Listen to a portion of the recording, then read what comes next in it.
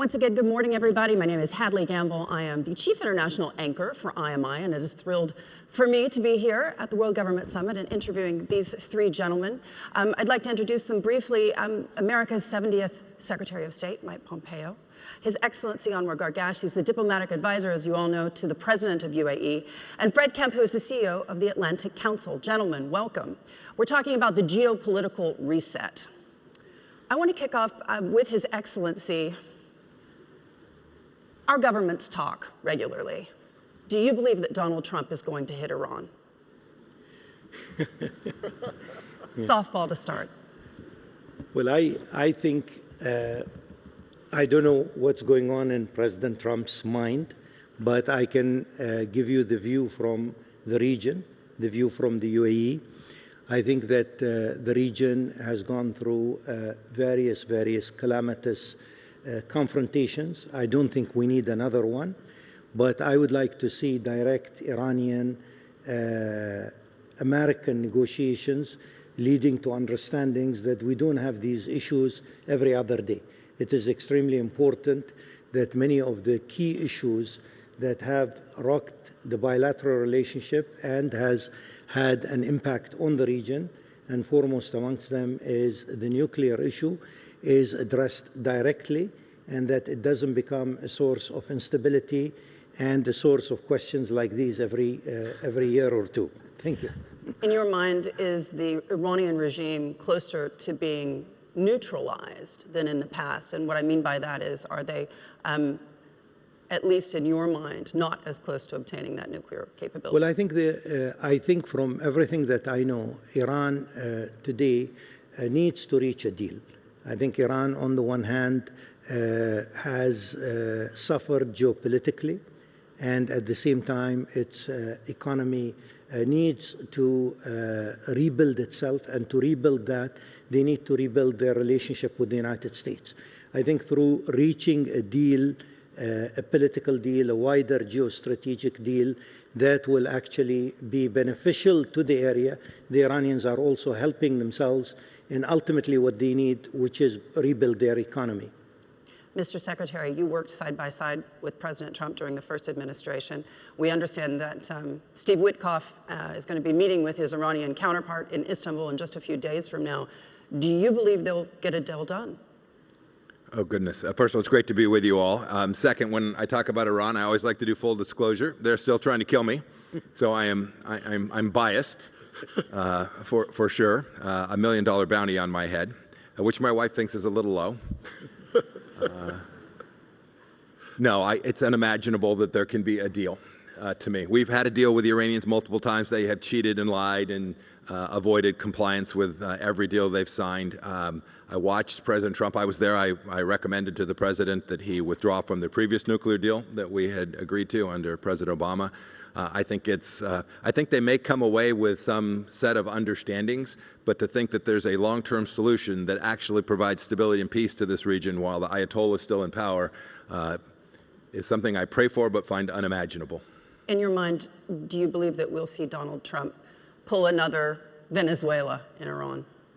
Oh, I don't know. I mean, we're all sitting in the middle of lots of American firepower today, right? As we're here, my observation is that previously, when President Trump has done that, when there have been large-scale deployments, and in the end he wasn't able to achieve his objective, he has used that to try and create further leverage to get what it is he's hoping for. And you know, I always go back to this. It always sounds so punitive or harsh, and I agree with Dr. Gargash. Iran would be wise to find a way forward that is fundamentally different. Wise not just for America and for the region, but for the Iranian people.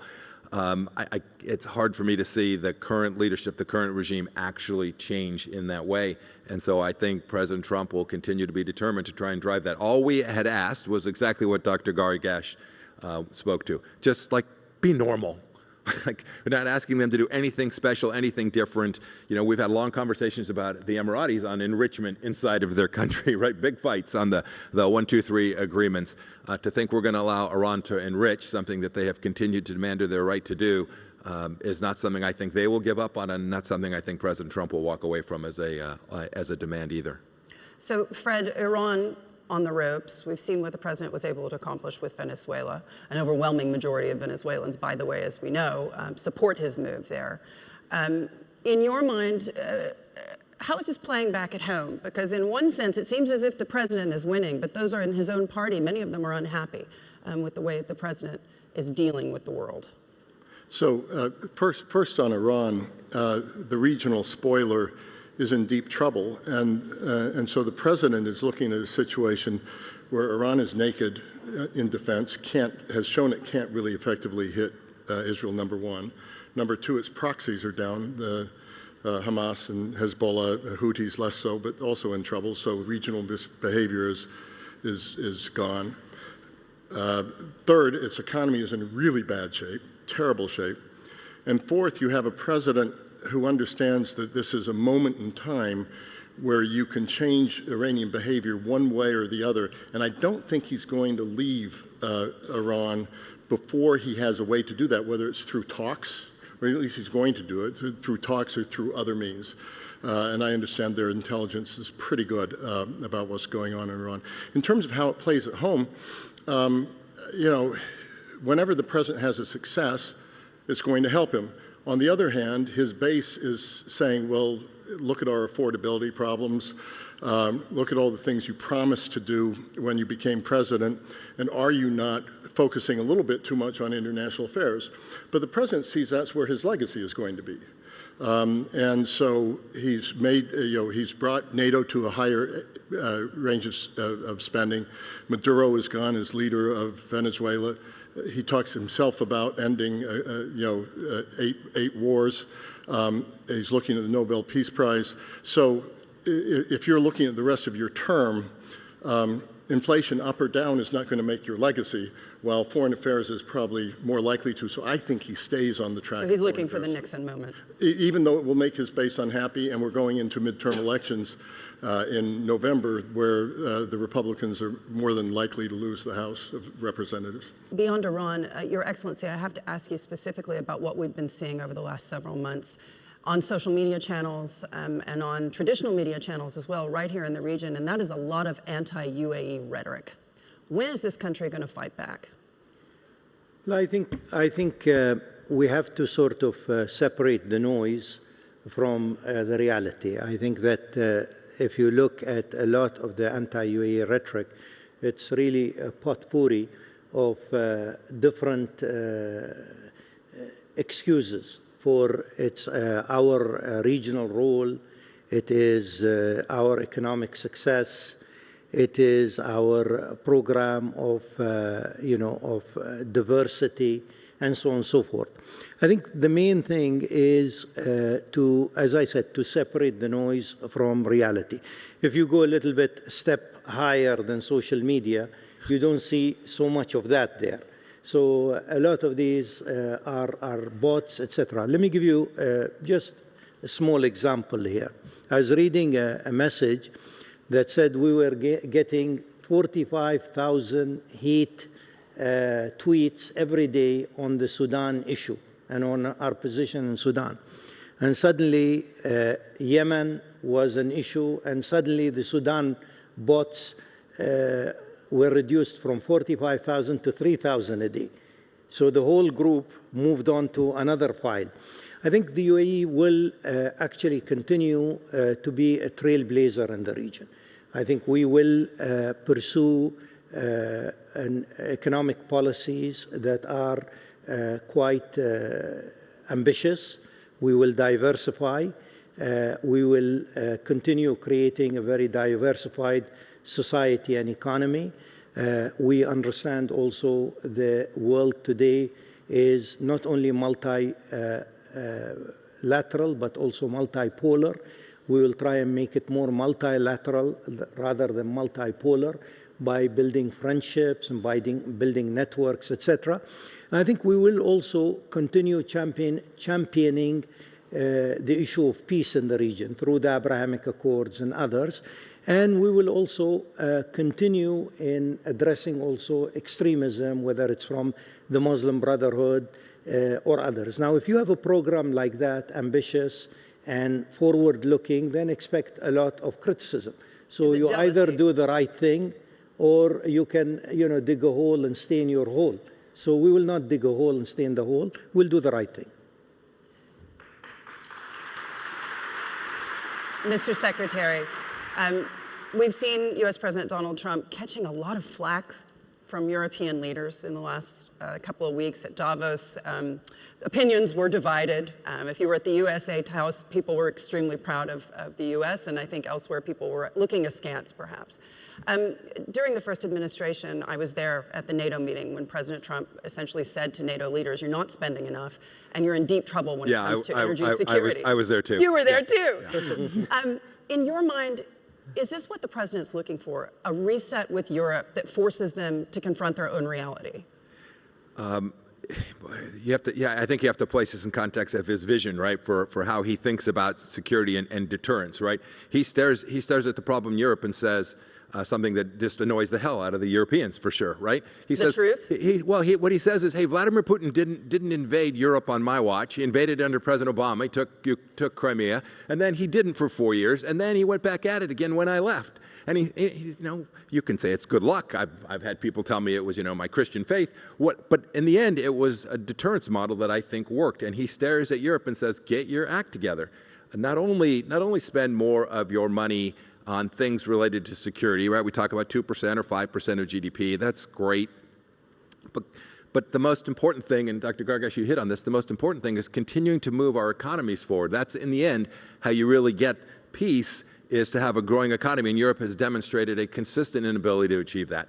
And he is trying to drive them to say, you can run a social welfare state, but if you're going to turn to the United States to bail you out of those decisions about how you run your own government, those days are behind us. And I don't think it means a break with Europe. I don't think it means that the transatlantic alliance is lost. I think that's the CNN, BBC narrative. I think the reality is he's trying to convince them that the world has moved past those models of governance, that you need to take responsibility for security for your own nation. And when you do, we will continue to work with all of our friends, our Emirati friends, our friends in Europe, to deliver the very peace and security that is driven by a deterrence model that demonstrates a fundamental resolve and seriousness about your own nation's security in a way that Europeans I guess I was a young soldier 40 years ago. For 40 years have failed to do. Your Excellency, a few years ago, when President Putin invaded Ukraine, many across the world considered Vladimir Putin to be the greatest threat to global stability.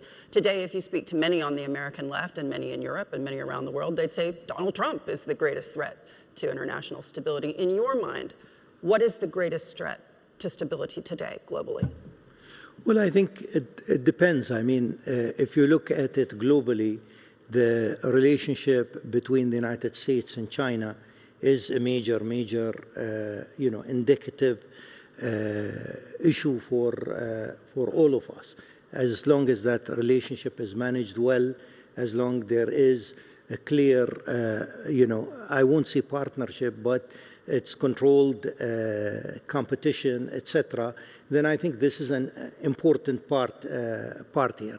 Managing that relationship is important. Recent, for example, discussion about nuclear weapons remains, I think, very much tangible. I mean, the way that nuclear weapons have been controlled in the 70s and 80s through a series of discussions and agreements, I think we should address that. I think within our region, we have to find, a way forward on the Palestinian issue, because that, I think, is extremely important and core. And I think this should be done through political processes. It cannot be done through confrontation, as we've seen time and again. And I think also from the UAE's perspective, we have to understand also that the world is also changed. So in many ways, many countries will actually hedge their bets. Many countries will build a lot of relationships. So again, a country like the United States, which is core to many of its friends' security and many of its friends' economy, is a relationship we have to maintain. and that relationship also has to be tangible, it has to be credible. So a lot of things, I think, in the question that you asked. Sir, I have to ask you, just a few days ago, there was a rumor circulating that the UAE would do civilian administration in Gaza. And I just wanted to ask you, is that something that's on the table and being discussed? No, well, we've come out with a refutation of that. So it's not true, but we will be very much engaged. We were the major donor, really, to humanitarian donor to Gaza during 2 years of difficult period. We put about 45% of all aid to Gaza. So we will continue. But again, we don't have what I would call a UAE agenda in Gaza. We have to work with the Palestinians. We have to work with the Egyptians, the Israelis, the Jordanians. And of course, an American leadership is key, really, for achieving a sort of, I won't say sustainable solution at this time, but moving on with the part 2 of President Trump's plan, and hopefully looking at a brighter landscape following that. Turkey's foreign minister just a few days ago told me that Turkey would consider putting boots on the ground in Gaza. Does that worry you? Well, again, in my opinion, this needs the agreement of various parties. So I would see that this is still hypothetical because, any country can come and say, I will do this or do that. But ultimately, you have to have agreement because consensus. you have to have consensus because you want those boots actually to be part of a bigger orchestra. You don't want it to be a sort of lone player. And I think this is what we need to do. We all need to work together in Gaza in order to come out from an aftermath that has been a total disaster, and recognize also that the way forward is political and the way forward is addressing Palestinian statehood and Israeli security at the same time. Mr. Secretary, I have to ask you specifically about Syria. This is an administration that seems to have put all its eggs in President al-Shara's basket. Is that a good idea? Oh, goodness. Well, he's the leader there today, and so we root for leaders to do well and to stamp out the Muslim Brotherhood and extremists and to allow Kurds and Druze and Christians and Muslims in Syria to live their lives and to be tolerant. But you've been critical. I wrote a piece. I bet what I am is distrust and verify. Right? I've known of Mr. Shar for a long time. When I was a CI director, it's no mistake, right? We had a $10 million bounty on his head. He was an al-Qaeda terrorist, and we all hope that he's going to lead Syria to a better place. It's important for the region, right, to get regional stability in Syria. And so I'm rooting for him. I'm happy to, I hope we all do our part to help him be successful at bringing a very fractured nation back together so that, pick the number, 5 to 7 million people who were refugees from Syria can one day return to their homes. But it's a very difficult task for anyone, and someone with the history that he has, I think makes it even more complicated for him to be successful. But he's the leader today, and we all should hope that he's able to pull off what it is he has stated his intentions are. And just to wrap us up, Fred, if we're all here living in hope, in your mind, does President Trump have any shot at the midterms, or is this going to be a total wash for the Republicans? So I don't think he's looking to the midterms. I think he'll lose the House in midterms. I think he really is looking to history. And the question for me is, how will we remember Donald Trump? So if you look at presidents and what outlasts them, you look at Franklin Delano Roosevelt, New Deal liberalism. It's with us to this day, and he won World War II. If you look at Ronald Reagan and internationalist conservatism, with us to this day, a little bit on its hind feet at the moment. I think it's going to make a comeback, and we won the Cold War. What will Trumpism be? Is it going to be institutionalized and structured, and then it could be a little bit more lasting, and some of its aspects could be more lasting, or is it going to be personalized and improvisational? And then you might see a lot of what Trump has introduced being reversed relatively quickly. Some things won't be reversed. I think tariffs stay in place. I think that we ask more of our allies. I think we're going to want to spend less on defense for the Middle East and Europe and look more at China. But I think the next 2 years are really going to be about what is his historic legacy going to be, and I think it's uncertain. Your Excellency, Mr. Secretary Fred, thank you so much for joining us. Thank you. Thank you. Thank you all very much.